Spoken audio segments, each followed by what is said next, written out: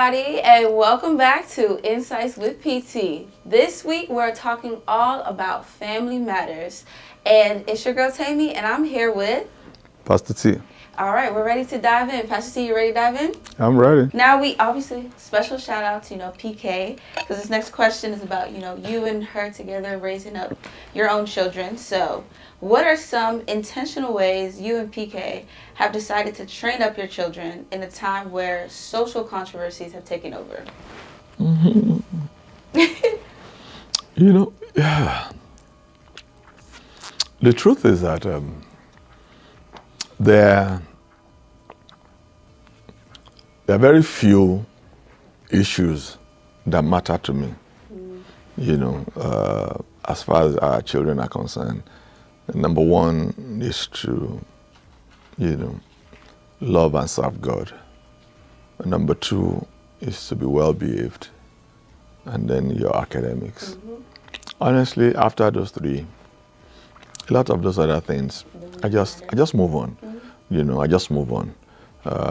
There are so many other things that matter to my wife, and which is okay. I don't have any problem with that. Do you understand? Because as a mother, she sees a lot of angles that I don't see. Yeah. Do you understand? And which is okay. Do you understand?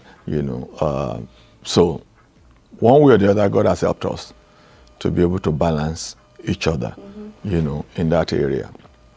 Now, when it comes to social issues,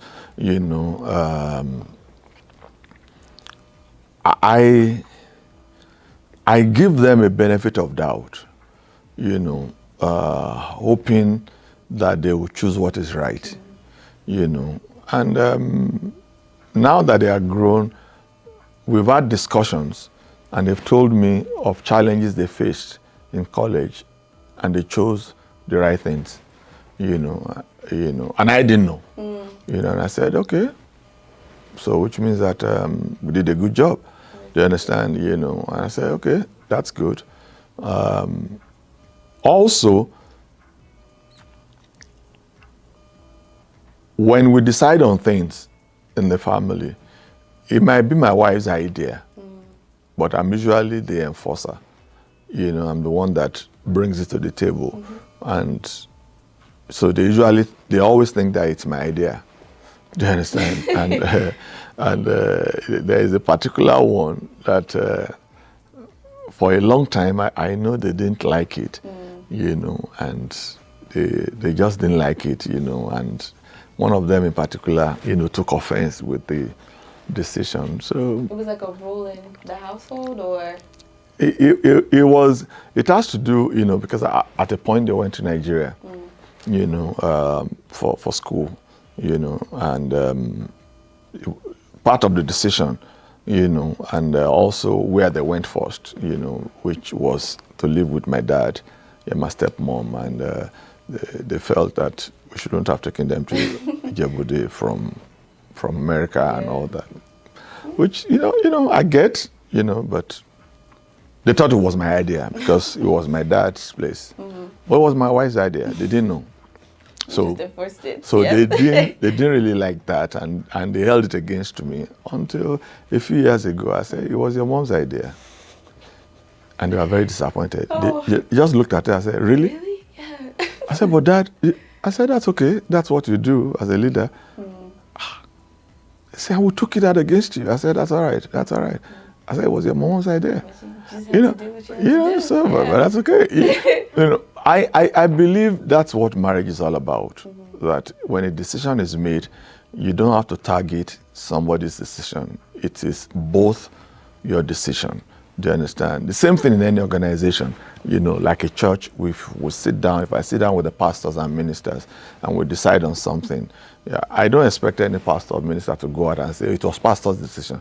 No. This is what we have decided. That's what leadership is all about. Yeah. Do you understand? You must come up with one, face and say, this is it. This is what we have decided. Or else you're going to have divide and rule in the family, and it's not going to all go well for the family. Very true. Very true. All right, Pastor T, going back into one of the topics that we talked about in the previous episodes, you talked a lot about having a good relationship, starting young to build that relationship up with your children. So my next question is geared towards that. And it says, in a world that is consumed by technology, you know, the iPads, the laptops, the phones, our children seems to cross-check our responses to their questions with social media, search engines, etc. So what are ways that we can effectively advise without them relying on social media responses? Honestly, I don't think there's anything you can do about that. You know, Yeah. The older you get, the more you trust your parents. Do you understand?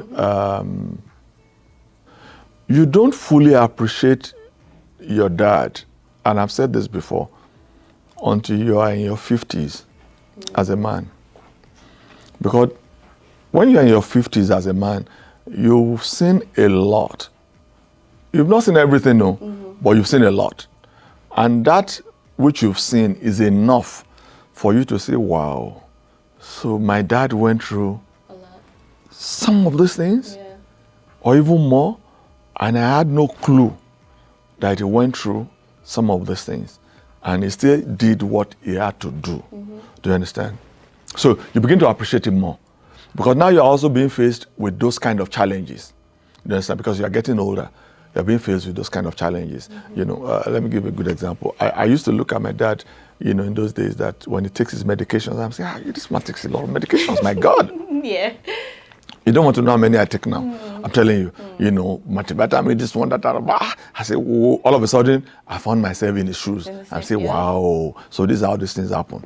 So those are, so no matter how close you get to your kids, they will always bounce off your ideas from so many areas.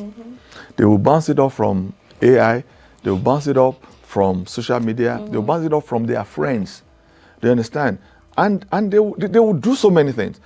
But at the end of the day, experience teaches everybody. Yeah. After a while, they will realize that, my God, I think in all this, my dad was right. Yes, sir. At times, they might not come back to tell you that you are right. But you know that you are right. So don't worry. Just hold your fire and just move on. Yeah. Because that's how to maintain, you know, the relationship and everybody. You see, when your kids are young, it's tough. Because now I look back as a father and as a pastor, I realized that when my kids were young, I thought I tried, you know, but I realized that I could have done more. But the church takes your life. That's just what happens. The church just takes your life. Do you understand? And it's God's grace that one is standing, you know, because it takes your life. Yeah. That's just it. Now, and it's a short time for your kids to grow. Once they grow, There's no looking back. It's almost all over. That's 18. Once they leave that house at 18, I'm telling you, to get to go on vacation trips. Now, if we're going to do any family trip, it's so difficult. And I'm ready to pay any amount of money to buy tickets for them that we should go. Because I'm trying to relieve some of what I lost when we were just growing the church. And I had no time. To go on the vacation. I was in this church for 10 years. I didn't take one vacation. 10 years. I couldn't.